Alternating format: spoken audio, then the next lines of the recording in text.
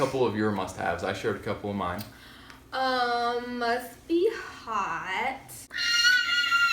Sponsored by Sparkling Ice. Even ferrets love it.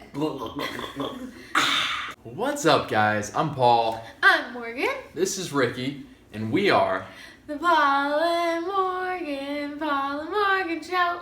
And Ricky. We're excited because today's topic is, are you soulmates? Have you found the one? Have you found the one that you're meant to marry? Yeah. Well, first of all, just the first thing, I feel like there needs to be, you start to get to know them and you're like, I like this person.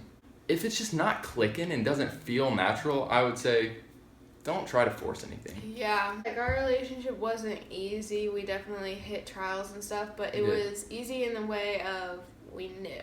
All right, so do you connect? Mm-hmm. That's number one. Number two is your kind of like must-haves. And it's not a bad thing to have must-haves. For me, a must-have was she must have a relationship with the Lord. So was she godly? Was she, you guys can think of a few that are your must-haves. Those are okay. Morgan, what were a couple of your must-haves? I shared a couple of mine. Must be hot. For sure. Must be sexy. Good so far. Must be attractive. So those were hers. 3 musts, I met them all. Go figure. Obviously, we must have a steady, rock solid relationship with God. Must not be psycho. Oh, he must make me laugh. There you go. Write out your must-haves and then Write them out. Look back at them like once you are with someone that you think, hey, this guy. Yeah. Number 3, you go to God and you say, God, is this the person for me? Whether he speaks to you very clearly or he gives just an overwhelming peace to your heart or he speaks to other people and then they speak into your life and you're like, yeah, that is right because I felt the same thing. If you feel the Lord's blessing on it, I would say, what the heck are you waiting for? Go for it. But maker. If number 1 and 2 are check marks and number 3 is not, you get out of there. That's hard. We got to hit briefly on when we heard the Lord say, Paul, Morgan, this person is for you to marry. 1 month into our relationship, I was sitting at church with Paul. All of a sudden, I couldn't hear the pastor up on stage preaching anymore. And I was like, I sat there and I kind of looked. Paul was sitting on my side like this, and I looked over to see if he was confused. I was just like, what is happening? And then all of a sudden, I just heard a very soft but powerful voice saying, this is your husband, take care of him.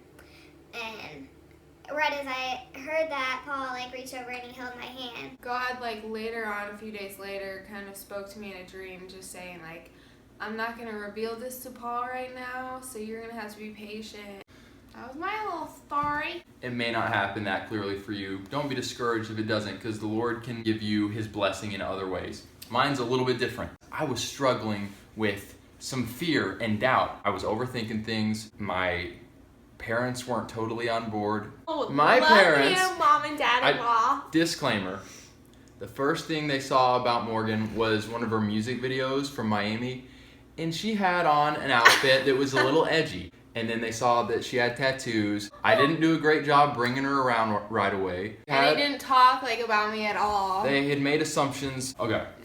I told my friend Travis, who's kind of like my spiritual mentor, the situation. He said, Paul, and I love this, how confident he was. You go to the Lord and he will speak to you whether or not you should marry this girl.